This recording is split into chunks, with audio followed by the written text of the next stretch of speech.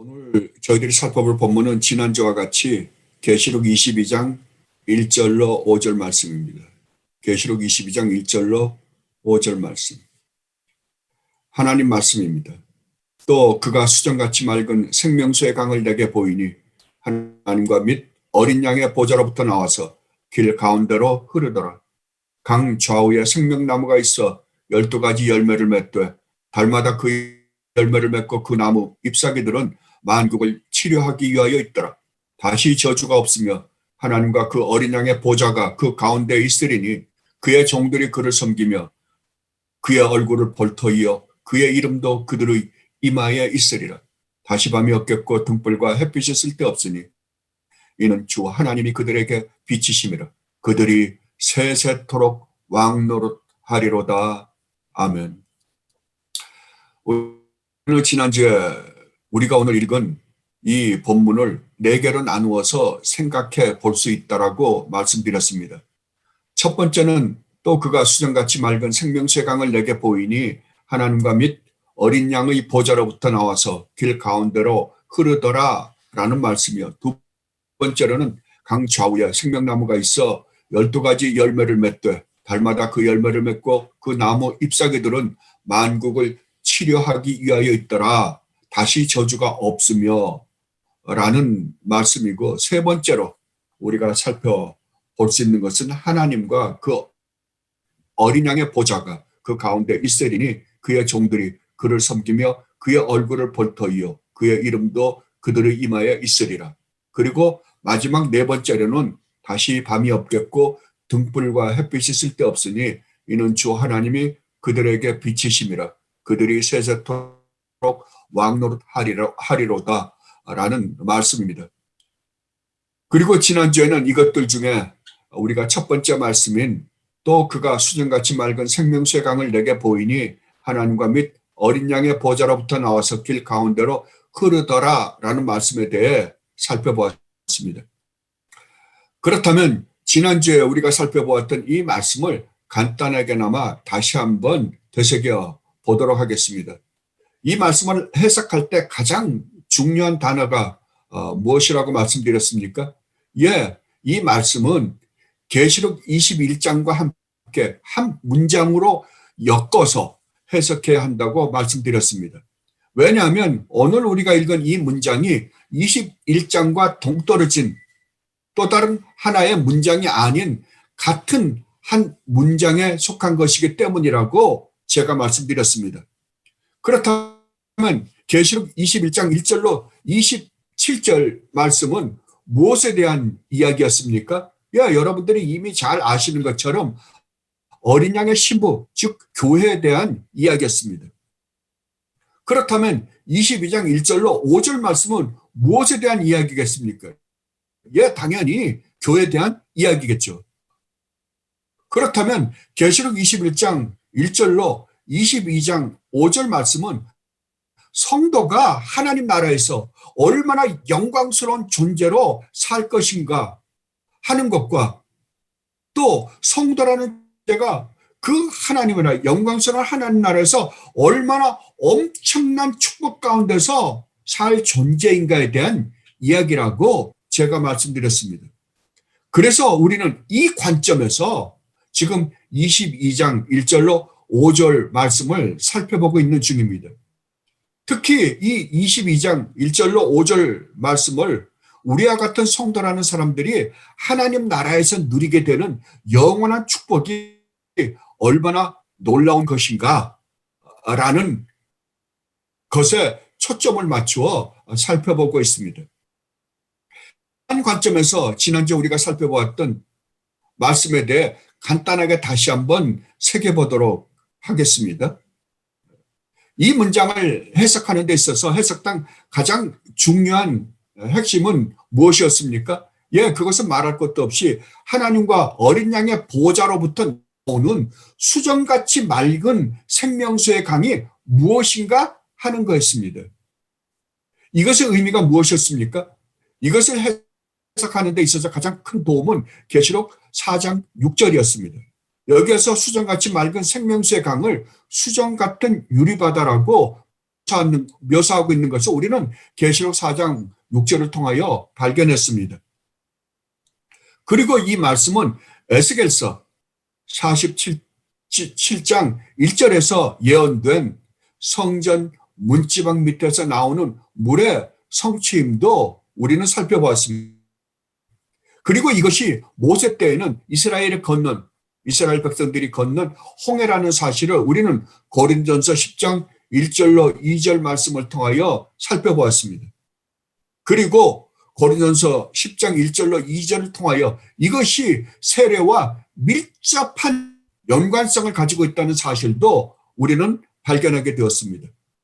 그리고 만약 이것이 세례와 밀접한 관계를 가지고 있다고 한다면 이 생명수 강은 바로 우리 주님 예수 그리스도의 십자가와 부활을 의미한다는 것을 우리는 깨닫게 되었던 것입니다. 이러한 결론을 사도 바울은 이스라엘 백성의 모세 안에서 홍해를 건너면서 받았던 세례는 결국 우리 주님께서 이 땅에 오셔서 우리와 연합하여 십자가를 지시고 부활하시는 것을 예표하고 있음을 로마서 6장 2절로 4절에서 말씀하고 있는 것을 우리는 발견하게 됩니다. 로마서 6장 2절로 4절 말씀을 한번 봉독하도록 해보도록 하겠습니다.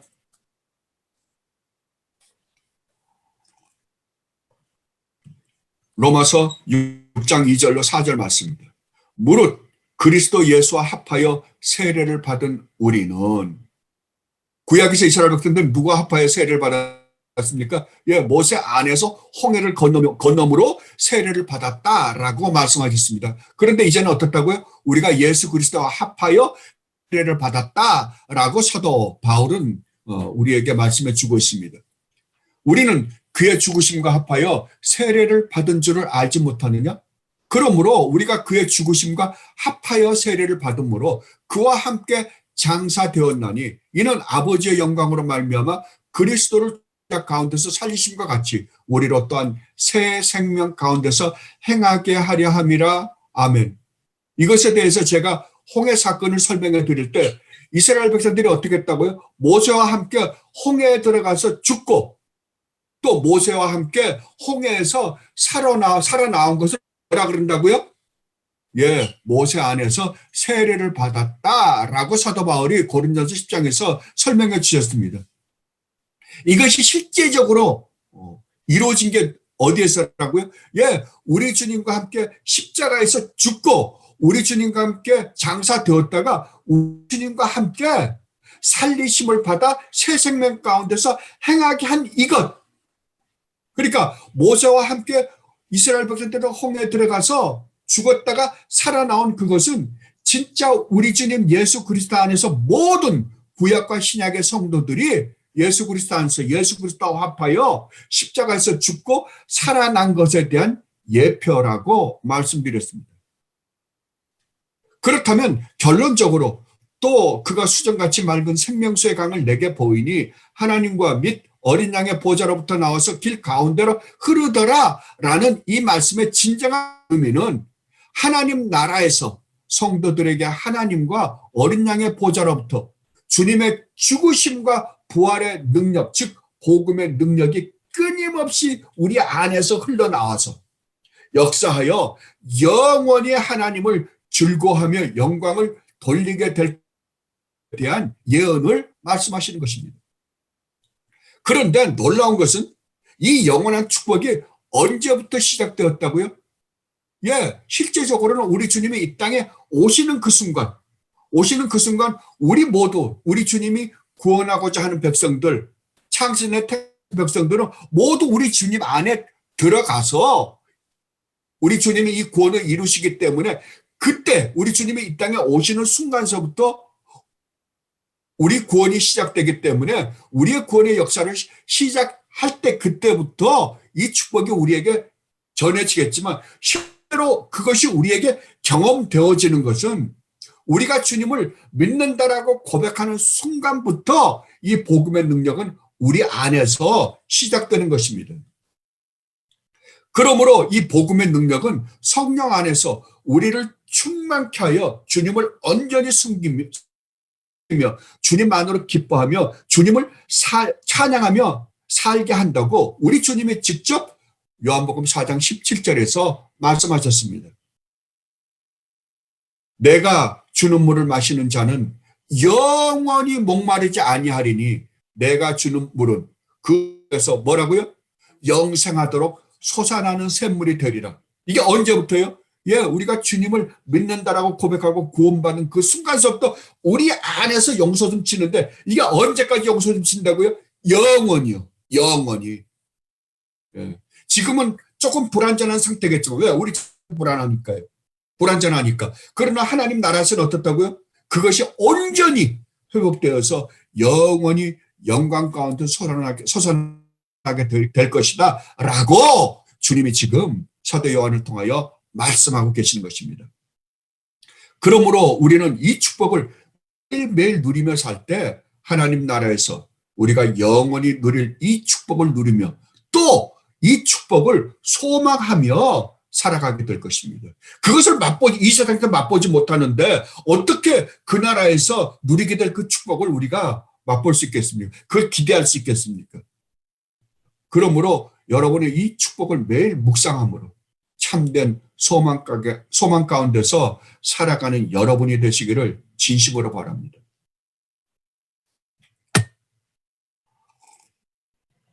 그렇다면 오늘은 두 번째 말씀인 강 좌우에 생명나무가 있어 12가지 열매를 맺되 달마다 그 열매를 맺고 그 나무 잎사귀들은 만국을 치료하기 위하여 있더라. 다시 저주가 없으며 라는 말씀의 의미에 대해 살펴보도록 하십시다.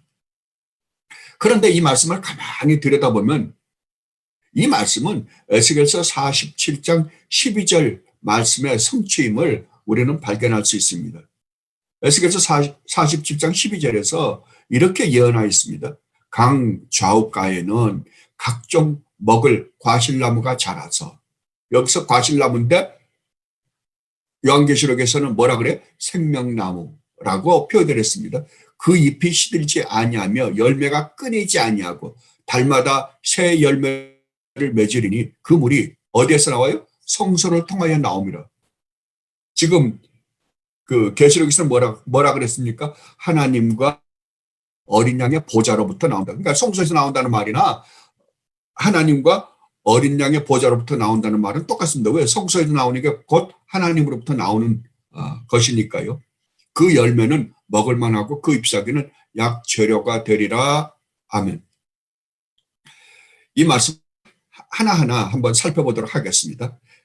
그렇다면 가장 먼저 첫 번째로 우리가 살펴보고 싶은 것은, 제가 살펴보고 싶은 것은 강 좌우에 있는 생명나무가 무엇인가 하는 것입니다. 어떤 분들은 이 생명나무를 예수 그리스도를 의미하고, 이 생명나무는 예수 그리스도를 의미하고 열매는 성도들 즉 교회를 의미한다고 해석하시는 분들도 있습니다. 어떤 면에서는 맞는 말일지도 모릅니다. 왜냐하면 성경 전체는 바로 우리 주님 예수 그리스도에 관해 기록된 것이기 때문입니다. 그런데 여러분들이 3절을 조금 더 예의주시해서 보면 3절에서 생명나무를 예수 그리스도로 해석할 수 없게 만드는 말씀이 기록되어 있음을 우리는 발견하게 됩니다. 3절 말씀을 다시 한번 읽어보도록 하겠습니다. 하나님과 어린 양의 보좌가 그 가운데에 있으리니 그의 종들이 그를 섬기며. 3절에서 이렇게 기록되어 있어요. 그렇다면 하나님과 그 어린 양의 보좌가 있는 곳이 어디입니까? 예, 그 앞에서 설명한 곳이겠죠. 그 앞에서 뭘 설명했어요? 예, 강이 있고 강물 있고 강 좌우에 12가지 열매를 맺는 생명나무가 있는 곳입니다. 그 가운데 누가 계신다고요? 예, 하나님과 어린 양의 보좌가 있다고 사도는 말씀하고 있습니다. 그렇다면 이 문맥 안에서 이 생명나무는 분명 어린 양을 상징하는 예수 그리스도는 아닙니다. 그렇죠? 생명나무 예수 그리스도가 있는데 또 하나님과 예수 그리스도로부터 예수 그리스도가 생명나무 가운데 있다? 이건 말이 안 되잖아요. 그러니까 그렇다면 여기서 말하는 나무와 어린 양을 예표로 하는, 상징으로 하는 예수 그리스도는 분명히 아닙니다. 그렇다면 생명나무가 과연 무엇일까 하는 것이 우리가 풀어야 할 숙제입니다. 이것에 대한 해석 또한 3절에서 발견할 수 있습니다. 3절에서는 이 생명나무가 있는 곳, 그 장소 가운데 누가 계신다고요? 하나님과 어린 양이 계신다고 말씀하고 있습니다. 그렇다면 여러분, 이 장면을 가만히 생각해 보십시오. 생명나무가 있습니다. 생명나무가 쫙 있는데, 생수의 강이 있고 생명나무가 있는데, 그 가운데 누가 있다고요? 예, 하나님과 어린 양이 계신답니다. 이렇게 생각하면 여러분 뭐가 머릿속에 떠오르는 것이 없습니까? 아마도 여러분들이 가장 먼저 떠오르는 것은 출애굽에서 이스라엘 백성들이 출애굽해서 광야에 나온 이스라엘 백성들의 그 진친 모습일 것입니다. 그 진친 모습을 가만히 보면 하나님이 어떻게 이스라엘 가운데 임재하셨습니까? 예, 이스라엘 가운데 성막을 통하여 하나님이 임재해 계셨습니다. 그러니까 이스라엘 백성들이 있고 그 가운데 누가 계신다고요? 예, 하나님이 계시는 그 모습을 지금 우리에게 보여주고 있는 것으로 우리는 연상할 수 있습니다. 그런데 이 또 놀라운 것은 주님이 이 세상에 오셨을 때, 우리 주님 예수 그리스도가 이 땅에 인간의 몸을 입고 오셨을 때 뭐라 그러시냐 그러면 주님의 택하신 백성, 사도들, 백성들 가운데 주님이 계신다라고 사도 요한은 요한복음 1장 14절에서 증언하고 있습니다. 말씀이 육신이 되어, 말씀은 누구십니까? 우리 주님이십니다. 말씀이 육신이 되어 누구 가운데 여기서 우리는 누굽니까? 주님께서 택하신 백성들이죠. 성도들이죠. 여기서 거하심에 라는 말은 장막을 치다라는 의미입니다. 장막을 치다. 그러니까 우리 주님이 육신이 되어서 주님의 백성들 가운데 뭘 쳤다고요?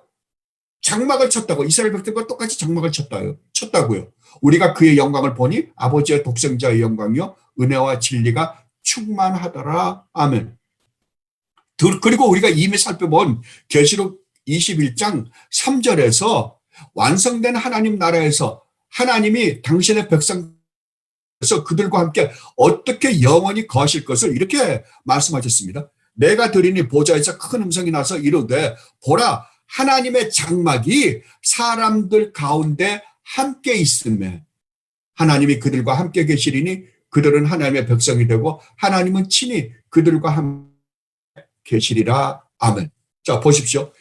구약의 이스라엘 백성들이 애굽에서 구원받아 나와서 진친 모습과 우리 주님이 이 땅에 오셔서 주님이 택하신 백성들 가운데서 거하시는 모습과 이것이 완성되어서 하나님 나라에서 하나님의 자기 하나님께서 구원한 백성 가운데 거하시는 모습 이게 점점 발전되어서 더 환히 드러나서 하나님 나라에서 계시록에서 완성돼 갖고 있는 모습을 봅니다. 그렇다면 하나님의 지금 계시록 22장에서 말하는데 하나님의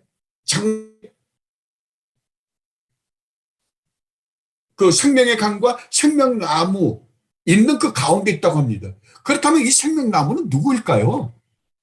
여러분 한번 생각해 보십시오. 지금까지 구약서부터 계속해서 설명해 내려오는 것을 우리가 가만히 비춰봐서 해석한다고 한다면 우리는 이 생명나무가 누구인지 금방 알 수 있습니다. 예, 여러분들이 생각하신 것처럼 하나님의 백성인 성도들입니다. 성도들 가운데 누가 계신다고요? 하나님이 계신다고요. 그러면 생명나무 있는 그 가운데 하나님이 계신다고 한다면 이 생명나무는 누구를 상징으로 하고 있는 것일까요? 예, 당연히 우리 주님 예수 그리스도의 십자가 부활로 말미암아 구원받은 하나님의 백성들 곧 교회를 의미합니다. 여러분입니다. 그래서 우리 믿음의 선배들은 이 생명나무와 선과 악을 알게 하는 나무를 성례라고 불렀습니다. 그러므로 선과 악을 알게 하는 나무의 최종적인 축복은 생명나무였습니다. 그렇다면 선과 악을 알게 하는 나무 또한 하나님의 놀라운 축복이었습니다. 그러니까 성과학을 알게 하는 나무는 우리로 하여금 지키면 축복받고 안 지키면 저주를 받는다가 아니라 우리를 어디로 인도하는 거예요? 생명나무, 영원한 생명을 가진 우리로 만들기 위해서 하나님께서 주신 놀라운 축복이었다는 사실을 우리는 이것을 통해서도 알 수 있습니다. 그런데 아담이 어떻게 했습니까? 예, 실패하고 말았습니다. 그렇다면 여러분, 이제 생명나무가 성례를 상징한다라고 말씀드렸습니다. 그렇다면 성례가 무엇인가 우리가 한번 또 살펴보도록 하겠습니다. 그러니까 성례를 제가 바로 여러분들에게 성례는 무엇이다라고 말씀드릴 수 있는데도 불구하고 조금 더 여러분들 하여금 나중에 여러분들이 성례가 무엇인가를 올바로 깨닫지 못할 때 여러분들이 추적해서 여러분 스스로가 깨달을 수 있게 하려고 제가 그 과정을 여러분들에게 한번 설명해 드려보도록 하려고 합니다. 성례를 올바로 정리하기 위해서는 우리는 항상 어디에서 찾아야 된다고요? 성경에서요. 누가 정해놓은 정의가 아닌 성경에서 찾으시라. 우리 믿음의 선배들이 바로 이러한 과정을 거쳐서 성례가 무엇인가에 대해서 우리에게 설명해 주셨습니다. 그러나 우리는 그 설명이 어떻게 해서 나오게 되었는지를 한번 추적해서 깨닫게 되면 여러분들이 성찬이나 세례를 할 때마다 아, 성례가 이런 의미지 여러분들은 깨달을 수 있을 것입니다. 그렇다면 성례를 어떻게 정확히 설명할 수 있는가? 그러면 성례에 대해서 성례가 이런 것이다 라고 설명한 것이 있는가? 없습니다. 그렇다면 우리가 이것을 어떻게 추적할 수 있는가? 예, 이 성례의 모양인 할례를 성경이 어떻게 정의했는지에 대해서 우리가 알게 되면 이 성례가 어떤 의미를 지니고 있는지에 대해서 알 수 있을 것입니다. 그렇다면 성경에서 할례를 어떻게 정의하고 있습니까? 이것에 대해서 사도 바울이 로마서 4장 11절에서 아주 놀랍게도 정의하고 있는 모습을 우리는 발견할 수 있습니다. 로마서 4장 11절 말씀입니다. 여기서 그는 아브라함입니다. 아브라함이 할례의 표를 받은 것은 무할례 시에 잘 들어보십시오. 믿음으로 된 의를 인친 것이니 이는 무할례 자로서 받는 모든 자의 조상이 되어 그들도 의로 여기심을 얻게 하려 하심이라. 할례가 어떤 의미라고요? 예, 하나님의 약속을 믿는 믿음으로 의롭다 함을 얻었다는 것을 어떻게 한 거라고요? 인친 것이라고요. 인친 것이라는 게 뭐라고요? 확증한 것이라고요. 확증한 것이다. 그렇다면 성례를 무엇이라고 정의할 수 있습니까? 구약에서는 할례요. 신약에서는 성례입니다. 그러면 이 성례를 어떻게 정의할 수 있습니까? 예, 예수 그리스도 안 신약적인 표현입니다. 이제 예수 그리스도 안에서 예수 그리스도가 하신 일, 즉 죽으심과 부활을 통하여 믿는 자에게 약속하신 이 새 언약의 약속을 믿는 믿음으로 의롭다함을 얻은 모든 성도들을 뭐라고요? 인친 것이다. 확증한 표시다. 이런 의미입니다. 그러니까 여러분들이 우리 주님 예수 그리스도를 믿는 믿음으로 여러분들은 의롭다함을 얻은 자들이다 라고 확실히 인친 것이 뭐라고요? 성례라고요. 그것이 확증한 표시다라고 이야기하고 있습니다. 이것을 사도 바울은 에베소서 1장 13절로 14절에서 말씀하셨습니다. 우리가 그러면 성례를 받는 것, 성례가 이게 인친 것이라고 한다면 더 확실하게 무엇으로 인쳤는가? 먼저는 무엇으로 인친 것을 우리가 성례로 우리가 그때 인침을 받는 것인가를 이렇게 설명하고 있습니다. 그 안에서 너희도 진리의 말씀 곧 너희의 구원의 복음을 듣고 그 안에서 또한 믿어 약속의 성령으로 인치심을 받았으니 우리가 그 복음을 듣고 그 안에서 믿을 때 뭐라고요? 성령 하나님이 그 약속, 새 언약을 성령으로 어떻게 한다고요? 너희는 확실하게 의롭다함을 얻은 존재다라는 것을 무엇으로요? 성령으로 인쳤다, 확인시켜 주셨다라고 말씀하십니다.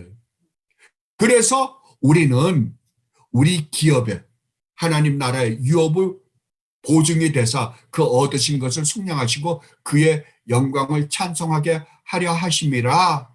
아멘. 예, 이것이 성례입니다. 그러니까 성례가 우리의 구원은 아닙니다.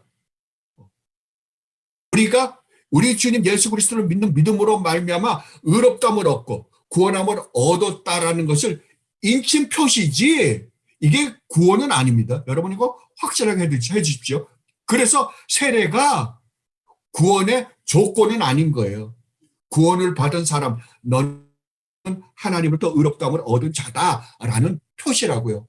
확인서라고요. 그렇다면 우리 주님 예수 그리스도를 믿고 인침을 받은 사람들이 누굽니까? 예, 예수 그리스도의 새 언약을 진실되게 믿는 믿음으로 의롭다함을 얻은 바로 여러분과 저입니다. 여러분이 바로 성례의 궁극적인 목적인 생명나무였던 것입니다. 그래서 우리가 성례를 행할 때마다 우리는 우리 주님의 십자가와 부활로 말미암아 얻은 구원을 생각하고 또 이 구원의 놀라운 축복 가운데서 살아가며 또 미래에 완성될 혼인잔치를 바라보며 기념하는 것입니다. 이것을 아시스포르 목사님이 아주 잘 말씀하셨습니다. 간단 명료하게. 첫째, 성례는 신자들에게 뭐라고요? 과거를 돌아보면서 그리스도의 죽으심, 부활을 기념하고 왜? 우리가 그것을 믿는 믿음으로 우리가 의롭다함을 얻고 인치심을 받았으니까요. 증언할 수 있는 기회를 제공한다. 그러니까 과거를 보는 거예요. 그리고 성례는 현재의 순간에, 그러니까 과거를 돌아보면 또 현재의 순간에 그리스도께서 신자들에게 임하여 그들의 성화를 독려하고 강화시키는 기회를 제공한다. 그러니까 과거만 보고 감사합니다 그런 게 아니라 현재 우리 주님이 그러므로 우리와 함께 동행하심으로 말미암아 우리를 거룩한 존재로 만들어 가시는 역할을 뭘로 한다고요? 성례를 통하여 우리를 거룩하게 만드는 작업을 하신다라는 이야기입니다. 그러니까 우리를 거룩하게 만드신 주님의 그 손길을 우리가 느끼면서 또 우리는 어떻게 한다고요? 그 성화되어 가는 일에 열심을 다한다라고 이야기하는 거예요. 그리고 세 번째로 성례는 하나님 나라에서 그리스도와 다시 연합하여 어린 양과 신부의 혼인잔치에 참여하게 될 먼 미래 하나님 나라의 소망을 우리에게 제공해 준다. 그래서 그 제공해 주는 모습을 지금 22장에서 우리에게 말씀해 주고 있는 거예요. 너희들은 이러한 모습으로 영원히 생명나무가 되어 영원히 살 것이다. 그래서 우리는 그것을 소망하며 하루하루를 이 땅에서 살아가는 것입니다. 그런데 우리는 지금 이 성례가 완성되고 우리 안에서 역사하고 있는 모습, 하나님 나라에서 역사하고 있는 모습을 보고 있는 것입니다. 그렇다면 에덴 동산에 있던 생명나무가 무엇을 상징하고 있는지에 대해서도 우리는 이제 지금 온전히 알 수 있습니다. 그러니까 선과 악을 알게 하는 나무는 우리를 영원한 하나님의 생명을 지닌 자로 만드시기 위해 주신 하나님의 놀라운 축복이었던 것입니다. 그러므로 선과 악을 알게 하는 나무는 하나님의 뜻이 이것이 온전히 이루어졌을 때 대관절 그 생명나무가 어떻게 이루어지는가를 보여주는 하나의 놀라운 축복이었던 것입니다. 그러니까 이 생명나무는 누구라고요? 지금 우리라고, 여러분들이라고요. 여러분들. 그렇다면 두 번째로 강 좌우에 있는 생명나무로 말미암아 달마다 맺히는 12가지 열매가 무엇인가 하는 것에 대해 살펴보도록 하겠습니다. 그런데 여기서 재미나는 것은 사도 바울이 사용한 숫자입니다. 사도 요한이 사용한 숫자입니다.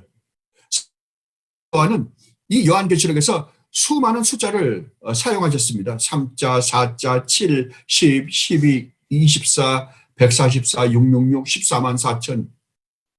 참 많습니다. 그렇다면 사도 요한이 요한계시록에서 10이라는 숫자를 어떤 의미로 사용했습니까? 예, 구약의 12지파를 통하여 구원받은 성도들을 상징으로 사용했고, 또 신약의 12사도를 통하여 구원받은 성도들을 상징하는 숫자로 사용하였습니다. 이것은 우리가 이미 살펴보았습니다. 그래서 24장로는 구약의 12지파를 통하여 구원받은 하나님의 백성과 신약의 12사도를 통하여 구원받은 백성들, 144, 14만 4천. 그렇다면 이 모든 숫자들은 모두가 다 성도들을 상징하는 숫자였습니다. 그러니까 지금 여기에서 사도 요한이 말하는 12가지 열매를 맺는 가지는 누구를 상징하는 거겠어요? 예, 바로 성도들, 교회다라고 다시 한번 가르쳐주고 계시는 것입니다. 그렇다면 우리가 이제 살펴보아야 하는 것은 생명나무 가지에 맺히는 열매가 무엇인 것입니다. 그런데 여기에서 우리가 확실히 알 수 있는 것은 이 열매는 분명 누구에게 맺히는 열매입니까? 예, 우리에게 맺히는 열매입니다. 생명나무 가지에 맺히는 열매니까 우리에게, 생명나무가 우리라고 한다면, 구원받은 하나님의 백성들이라고 한다면 우리에게 맺히는 열매잖아요. 그렇다면 우리가 먼저 생각해 볼 수 있는 것은 이 세상에서 우리가 주님을 섬기고 주님 말씀을 따르는 것으로 말미암아 이 세상에서 성도에게 맺히는 열매들이 있습니다. 그것이 첫 번째는 전도요. 또 우리는 성경에서 말하는 의의 열매나 성령의 열매 같은 것을 성경은 기록하고 있음을 우리는 봅니다. 그렇다면 첫 번째, 이 세상에서 우리가 성도로서 살아가면서 맺는 열 하나인 전도는 분명히 아닙니다. 왜 아닙니까? 왜냐하면 하나님 나라에서는 더 이상 구원받을 사람들이 없기 때문입니다. 그렇다면 두 번째로 사도 바울이 갈라디아서나 에베소서에서 말하는 의의 열매나 성령의 열매 같은 거룩이나 의, 선 같은 것도 아닐 것입니다. 왜냐하면 하나님 나라에서는 우리가 완전히 성화되어 있는 상태에서 살아갈 것이기 때문입니다. 우리는 온전히 거룩하고 의롭고 선한 존재로 변화되어서 산 하나님 나라이기 때문입니다. 그렇다면 하나님 나라에서 우리에게 맺히는 열매가 무엇일까요? 그것은 끊임없이 성령 하나님으로 말미암는 은혜로 하나님을 더욱더 알아감으로 말미암아 나타나는 행복, 기쁨, 만족함으로 말미암는 찬양과 경배와 영광을 돌리는 일일 것입니다. 즉 예배입니다. 즉 새 노래를 부르며 예배하는 것일 것입니다. 이것에 대해서 계시록 15장 3절로 에서 이렇게 묘사했습니다. 여러분들이 계시록을 저와 함께 공부하셨으니까 15장에는 뭐가 기록됐습니까? 15장은 어떤 장면입니까? 예, 인해지향, 나팔지향이 다 끝나고 마지막 대접장에서 우리의 구원이 완전히 완성된 다음에 하나님의 백성들이 모세의 노래, 새 노래를 부르고 있는 장면입니다. 그러면 이것이 우리가 하나님 나라에서 부르게 될 찬양이 아니겠습니까? 하나님 나라에서 예배 때 우리가 부르게 될 찬양일 것입니다. 그래서 이것을 구약에서는 구원받은 하나님 백성 이스라엘에게 모세의 노래라 하였고, 또 신약에서는 이게 어린 양의 노래, 새 노래라고 성경은 묘사하고 있습니다. 그래서 15장 3절로 4절에 이렇게 기록되어 있습니다. 하나님의 종 모세의 노래, 어린 양의 노래 불러 이르되 주 하나님 곧 전능하신 이시여 하시는 일이 크고 놀라우시도다. 만국의 왕이시여 주의 길이 의롭고 참되시도다. 주여 누가 주의 이름을 두려워하지 아니하며 영화롭게 하지 아니하오리까. 오직 주만 거룩하시니이다. 주의 의로우신 일이 나타났으며 만국에 와서 주께 경배하리이다. 아멘. 여러분 한번 생각해 보십시오. 하나님 나라를 한번 연상해 보십시오. 영광의 하나님이 계십니다. 근데 그 하나님의 그 영광, 하나님의 그 영광의 빛을 우리가 뵐 때마다 우리 어떻게 되겠어요? 하나님을 알아가면 알아갈수록 정말 하나님의 그 놀라운 거룩하심과 의로우심과 선하심 뿐만 아니라 하나님께서 우리에게 베푸신 그 은혜와 사랑이 얼마나 더 우리 안에서 감격으로 느껴지겠어요. 그러면 우리 안에서 뭐가 나올까요? 그 하나님을 예배하고 싶은 마음이 끊임없이 용서치지 않겠습니까? 그 하나님을 찬양하고 싶은 마음이 우리 안에서 그냥 스스로 우러나와서 찬양할 것입니다. 온 천군 천사들과 온 하나님의 백성들이 모여서, 아니 전 우주가 하나님을 찬양하는 모습을 우리는 그 가운데서 발견할 것입니다. 그것이 어떻게 한다고요? 한 번 하고 끝난다고요? 아니요. 그것이 매번 용서슴 치듯이 용서슴 쳐서 하나님을 찬양하지 않고서는 견딜 수 없을 것입니다. 이 열매가 계속해서 하나님 나라에서 맺히게 될 것입니다. 그러니까 이 예배라는 것이 얼마나 놀라운 축복인지 모릅니다. 그러면 세 번째로 그 나무 잎사귀들은 만국을 치료하기 위하여 있다라는 말씀을 살펴보도록 하십시다. 그런데 이 말씀을 가만히 한번 살펴보십시오.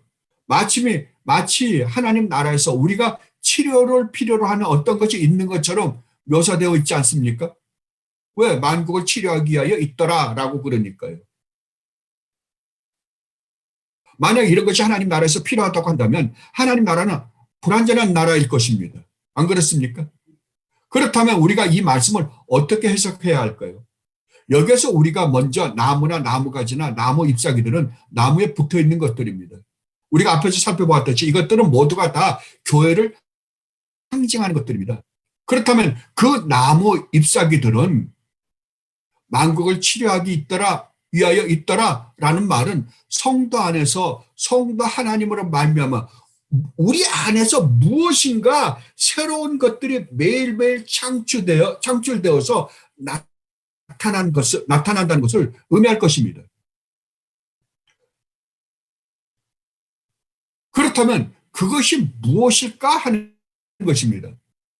그것은 하나님의 마음을 가지고 하나님 나라에서 살고 있는 우리가 성령 하나님의 한량없는 은혜의 부어주심으로 말미암아 영원히 마음을 다하고 목숨을 다하고 뜻을 다하여 주 우리의 하나님을 사랑할 것이며 또 우리의 이웃 형제 자매들을 우리 자신보다 더 사랑하는 것을 의미한다고 말할 수 있을 것입니다. 아까 우리가 두 번째에서 살펴봤던 것처럼 하나님을 예배하는 마음이 우리 가운데 용서될 것입니다. 근데 그 예배하는 마음이 무엇 때문에 일어날까요? 예, 하나님의 영광과 함께 하나님께서 우리에게 베푸신 그 은혜가, 그 사랑이 얼마나 큰가를 우리는 영원히 하나님을 알아가면서 더욱더 더 느낄 것입니다. 그렇지 않습니까? 그럼 그걸 느끼는 만큼 우리 어떨까요? 하나님을 더욱더 우리 안에서 사랑하게 되며 우리 형제 자매들을 어떡할까요? 더욱더 사랑하게 되겠죠. 우리 자신보다 더욱더 사랑할 겁니다. 더욱더. 참 이 상황을 묵상해 보면 어떻게 내가 이런 엄청난 축복을 받은 존재인가 여러분 깨닫게 될 것입니다. 이것을 지금 사도 요한을 통하여 우리에게 가르쳐주고 싶으신 것입니다. 하나님 나라에서 성령 하나님이 한량없이 은혜와 사랑을 우리에게 베풀어 주십니다. 그럼 우리는 이런 한없는 은혜와 사랑으로 하나님을 전심을 다해서 순결한 마음으로 사랑할 것입니다. 그리고 우리 형제 자매들을 우리 자신보다도 더욱더욱 것입니다. 그리고 이러한 마음이 우리 안에서 끊임없이 용서 좀 칠 것입니다. 여러분 자신이 얼마나 아름다운 존재로 변할 것이며 이 나라가 얼마나 아름답습니까? 이런 나라가 어디 존재할 수 있단 말입니까? 하나님은 이 나라에다가 우리를 데려다가 영원히 하나님과 함께 살게 주시고 싶으셨던 것이 하나님이 창조하신 이유입니다. 여러분, 하나님 나라 안에 있는 모든 하나님의 백성들이 서로가 마음을 가지고 사는 나라. 이 나라가 우리 하나님이 우리에게 주시겠다라고 약속하신 나라이며 이 나라는 이미 어떻게 되었다고요?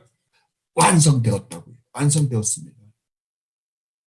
그리고 이 약속은 반드시 이루어질 것입니다. 여러분이 정말로 진실되게 우리 주님 예수 그리스도를 믿으신다고 한다면 여러분은 반드시 이 나라에 갈 것입니다. 여러분, 얼마나 여러분들이 놀라운 축복을 받으신 분들입니까? 그리고 마지막으로 우리가 살펴볼 말씀은 다시는 저주가 없다라는 말의 의미입니다. 이 말씀은 하나님 나라에는 저주가 없다는 말일 수도 있습니다. 그러나 지금 우리가 성도를 중심으로 해서 성도들에게 일어나는 그 축복을 우리가 살펴보고 있다 그러면은 이것은 성도들 마음에 다시는 그 누구도 저주하는 마음이 있다 없다? 없다라는 의미입니다. 하나님 나라에도 없습니다. 그러나 성도의 마음속에도 다른 사람들에 대한 원망이나 저주 전혀 아무것도 없다라고 지금 성경은 말하고 있는 것입니다. 그렇다면 왜 성도들 마음에 저주가 없을까요? 예, 하나님 나라에서 성도는 온전히 하나님의 마음을 가졌기 때문입니다. 여러분이 하나님 마음을 가졌다. 사도 바울이 고린도서에서 그러잖아요. 너희가 뭐라고요? 예수 그리스도의 마음을 가졌느니라. 그걸 사도 베드로가 뭐라고 표현했습니까? 예, 너희는 신의 성품에 참여한 자다. 여러분 얼마나 놀랍습니까? 우리가 언제부터 신의 성품에 참여한 자가 되었다고요? 예, 지금이요. 지금 우리가 이 순간서부터 우리는 하나님의 성품에 참여하는 자가 되었다니까요. 어떻게 해요? 우리 주 예수 그리스도 안에서 죽고 살아남으로 말미암아요. 그런데 그것이 온전히 완성된 때가 언제예요? 예, 하나님 나라에 있습니다. 왜? 아직까지 여기에서는 우리가 연약하고 아직도 우리 안에 죄악된 본성이 남아있기 때문입니다. 그러니까 하나님 나라에 살고 있는 모든 성도들은 다른 사람에 대한 원망이나 잘못된 생각을 가질 수 있다 없다? 없다고요. 부정적인 생각조차도 없다고 지금 사도 요한은 우리에게 말씀해 주고 있습니다. 이것이 오늘 본문 강좌우에 생명나무가 있어 12가지를 맺되 달마다 그 열매를 맺고 그 나무 잎사귀들은 만국을 치료하기 위하여 있더라. 다시 저주가 없으며 라는 말씀에 참된 의미입니다. 여러분이 얼마나 영광스러운 존재가 되어서 얼마나 하나님의 놀라운 축복 가운데 살게 될 존재인지 아십니까? 하나님의 마음을 받아서 거룩하고 의롭고 선한 존재가 되어 하나님의 영광 가운데 영원히 하나님과 함께 하나님의 영광을 배웠고 즐거워하며 찬양할 뿐만 아니라 우리 안에서 하나님을 사랑하는 사랑이 더욱더욱 자라나서 하나님을 마음과 정성을 다하여 사랑하며 우리의 형제들, 자매들과 천사들, 우리 자신보다 더 사랑하며 하나님의 창조하신 우주 만물과 그 안에 있는 피조물들을 사랑으로 다스리며 사는 우리, 여러분 자신. 이런 아름답고 황홀하기까지 한 정말 여러분의 모습을 여러분들은 보십니까? 이것이 구원받은 여러분의 하나님 나라에서 여러분의 모습이다라고 사도 요한은 우리에게 말씀해주고 계십니다. 그런데 이런 모습이 어디에서부터 시작되었다고요? 예, 여러분이 주님을 믿기로 한 그 순간서부터 이 축복은 이미 우리 안에 임하였다고 성경은 말씀하고 있습니다. 우리는 이미 우리 주님 예수 그리스도의 생명을 가지고 있고 우리 주님 예수 그리스도의 그 마음을 가지고 있고 사도 베드로 표현대로 하면 신의 성품에 참여하는 존재가 되었다니까요. 그렇다면 우리가 이 세상을 어떻게 살아야 마땅할까요? 예, 하나님 나라에서 사는 것처럼 마땅히 살아야 할 것입니다. 그런데 우리는 지금 어떻게 살고 있습니까? 우리 각자가 여러분 자신을 돌아보며 한번 생각해 보십시오. 어떻게 살고 있는가? 여러분 세상 사람들은 지금 어떻게 살아가고 있습니까? 예, 이 세상이 전부인 것처럼 살아가고 있습니다. 자기들의 생명이 영원하지 않다는 것을 그들은 다 알면서도 영원할 것처럼 살아가고 있습니다. 그래서 수많은 바벨탑 싸움에 살아가고 있습니다. 이 성취욕은 끝이 없습니다. 정말로 대단하며 무시무시합니다. 왜요? 그들에게는 이 세상이 전부이기 때문에 그렇습니다. 그리고 그들은 만약 자신들이 그 바벨탑을 쌓지 못 자식을 동원해서라도 자식을 통해서라도 싸우려고 합니다. 그리고 그것도 안 되면 다른 사람들이 쌓아놓은 것으로 만족하기도 합니다. 그런데 이 사람들이 언제 자기가 쌓은 바벨탑이 헛다는 것을 깨닫습니까? 예, 죽음의 순간이 오면 모두가 다 한결같습니다. 모두가 다 깨닫게 됩니다. 그때야 깨닫습니다. 자, 얼마나 이 세상 사는 사람들이 어리석습니까? 저는 얼마 전에 교포사회에서 성공했던 사람을 만났습니다. 그 친구 주위에는 소위 이 세상에서 성공했다는 사람들이 아주 많습니다. 그 친구들은 어려서부터 공부도 잘해서 소위 인류학교라는 학교는 빼놓지 않고 다녔던 친구들입니다. 그래서 어려서부터 부모들뿐만 아니라 주위의 칭찬과 주목을 받으며 사는 사람들입니다. 그리고 이 세상에서도 소위 성공한 친구들입니다. 대단한 부도 소유했습니다. 우리가 상상하기 어려운 부도 가지고 있는 사람들이었습니다. 그리고 은퇴들을 하였습니다. 그러면 이 세상에서 그 누구 못지않게 우리가 보통 성공했다고 부러워할 만한 친구들입니다. 그리고 이들은 지금 은퇴를 해서 자기들이 가지고 있는 재력으로 자기가 하고 싶은 것들을 마음껏 하며 사는 친구들입니다. 그중 어떤 친구는 몇백만 불짜리 요트까지 사가지고 세계를 여행 다니는 친구도 있습니다. 그런데 이 친구들이 정말 기뻐하고 행복해 할까요? 자기들 마음껏 하고 싶은 대로 하며 살기 때문에 그들은 정말 그들의 입에서 매일 기뻐하고 행복해 할까요? 여러분, 그들의 입에서 나오는 탄식이 무엇인지 압니까? 예, 나이를 먹는 것이 무섭다라고 그러더라고요. 허무하다고 말들을 하더라고요. 여러분, 이 탄식 어디서 들어본 것 같지 않습니까? 예, 솔로몬이 한 탄식입니다. 다윗의 아들 예루살렘의 왕 전도자의 말씀이라. 전도자가 이르되 헛되고 헛되며 헛되고 헛되니 모든 것이 헛되도다. 해 아래에서 수고하는 모든 수고가 사람에게 무엇이 유익한가? 뭐라고요?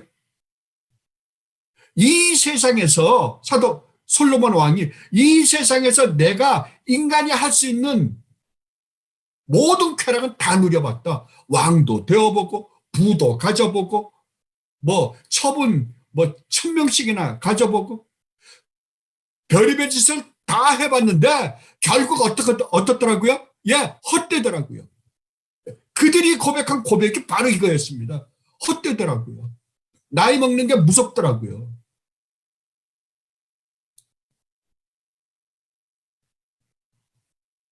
여러분, 이것이 세상입니다. 70 넘은 소감이 어떠냐고 물어봤더니 그 말 하지 말랍니다. 이게 이 세상을 목적으로 살아가는 사람들의 최후입니다. 그렇게 자기 부를 축적해서 자기 하고 싶은 다 하는데도 불구하고 입에서는 어떤 탄식이 나온다고요? 헛되다고요. 그래서 이 세상을 목적으로 살았던 사람들은 이 탄식을 할 수밖에 없다고 솔로몬이 말씀을 하고 있습니다. 왜요? 자기가 그 경험을 해봤거든요. 그렇다면 헛된 삶이 아닌 정말 참 죽을 때, 이 세상에서 죽음을 맞이할 때, 야, 나는 정말 이 세상에 살면서 복된 삶을 살았다 라고 고백할 수 있는 삶이 있나? 이것입니다. 솔로몬은 있다고 말씀하십니다. 어디에서요? 예, 같은 전도서. 그렇게 후회하고 헛될 수밖에 없다고 말했던 전도서 12장 13절에서 이렇게 말씀하십니다. 일의 결국을 다 들었으니 이 세상의 삶이 어떤지 얼마나 헛된 것인지 너희가 다 들었으니 이제는 하나님을 경외하고 그의 명령들을 지킬지어다. 이것이 모든 사람의 본분이니라. 이것이 모든 사람이 후회하지 않고 죽음을 맞을 참 보람된 삶이니라. 아멘. 여러분, 이것이 인간이 살아야 할 참 복받은 삶이다라고 솔로몬이 말씀하십니다. 이것이 바로 구원받은 성도의 참된 삶입니다. 이것을 요한계시록의 표현대로 하면 성도는 하나님 나라에서 하나님과 함께 사는 것처럼 사람들이다라고 말씀하고 있는 것입니다. 이것이 하나님이 우리를 죄악 가운데서 구원하신 궁극적인 목적입니다. 여러분, 이렇게 사십시다. 그런데 이 삶은 정말로 어렵습니다. 쉽지 않습니다. 왜냐하면 세상이 죄를 물들어 있을 뿐만 아니라 우리 자신 또한 비록 구원을 받았다고 하더라도 하나님의 마음이, 우리 주님 예수 그리스도의 그 마음이 우리에게 들어와 있다고 하더라도, 그 생명이 들어와 있다고 하더라도 아직 우리 안에 죄악된 본성이 남아있기 때문입니다. 그리고 또 사탄이 우리를 가만히 두지 않고 계속해서 우리를 시험하기 때문입니다. 그러나 그렇다고 하더라도 주님께서는 이렇게 살으라고 사도들을 통해 계속해서 말씀해주고 계시잖아요. 그래서 이렇게 살 수 있게 해주려고 우리 안에 성령 하나님을 주셨으면 또 우리에게 계속해서 명령하십니다. 명령입니다. 그러니 우리는 뜻이 하나님의 명령으로 말미암아 이렇게 살아야만 하는 사람들입니다. 이렇게 사십시다. 여러분 살다 보면 반드시 여러분 넘어질 것입니다. 수없이 넘어질 것입니다. 넘어지면 어떻습니까? 넘어지면 또 회개하고 일어나서 또 넘어지면 또 일어나서 회개하고 또 살아보십시다. 최선을 다하십시다. 그래서 히브리서 기자가 뭐라고 말씀하셨습니까? 피 흘리기까지 싸우면서 살아라 라고 말씀하셨습니다. 왜냐하면 이것이 하나님께서 우리에게 구원하신 궁극적인 목적이요, 하나님이 기뻐하시는 일이기 때문입니다. 그러면 우리가 어떻게 이렇게 살 수 있는가? 그 능력은 우리가 어디로부터 받을 수 있는가? 예, 성령 하나님이 우리 주님 예수 그리스도 안에서 십자가의 그 놀라운 은혜를 깨닫게 하는 것으로 말미암아 우리는 이렇게 살 수 있는 능력을 갖게 되고 또 또 이렇게 살게 될 것입니다. 하나님이신 우리 주님이 이 세상에 오셔서 우리의 죄를 몽땅 뒤집어 쓰시고 온갖 멸시와 천대와 조롱과 핍박을 다 받으시고 십자가에서 죽기까지 하시고 우리를 구원하신 그 엄청난 은혜와 사랑을 여러분들이 매번 매일매일 맛보게 될 때 여러분은 이렇게 살아가게 될 것입니다. 아, 주님께서 하나님이신 우리 주님이 이 땅에 오셔서 나 같은 걸 구원하게 하여 이렇게 엄청난 은혜와 사랑을 베풀어 주셨는데 이렇게 엄청난 고난을 받으시고 치욕을 당하시고 나를 구원해 주시는데 내가 어떻게 살 수 있는가? 그것이 여러분을 하여금 이런 삶을 살게 할 것입니다. 이거 외에는 없습니다. 여러분의 결심이나 여러분의 의지로는 절대로 못 삽니다. 무엇이 살게 한다고요? 사도 바울 표현대로 하면 이 주님의 십자가의 은혜와 사랑이 나로 하여금 이 삶을 살게 하는 도다라고 고백하신 것처럼 여러분도 우리 주님 예수 그리스도가 여러분을 위하여 죽으신 그 십자가의 은혜와 사랑을 여러분들이 맛볼 때 여러분들은 결심하고 또 결심하고 이렇게 살아갈 것입니다. 그러면 여러분에게 반드시 의의 면류관이 기다리고 반드시 그것이 여러분 머리에 씌워질 것입니다. 이렇게 사십시다요.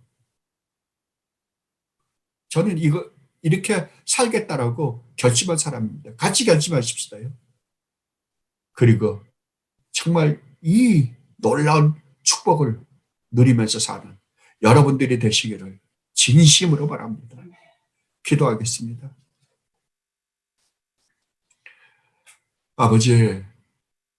아버지의 말씀을 한 구절 한 구절, 한 단어를 살펴볼 때마다 아버지 어떻게 감격하지 않을 수 있으며 아버지의 은혜와 사랑에 항복하지 않을 수 있으며 어떻게 눈물을 흘리지 않을 수 있겠습니까?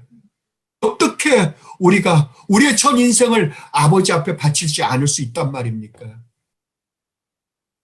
썩어 없어질 이 죄악된 세상의 것을 위하여 아버지를 사랑하는 마음을 버릴 수가 있단 말입니까? 어떻게 아버지의 말씀에 순종하지 않고 살 수 있단 말입니까? 아버지 너무나 고맙습니다.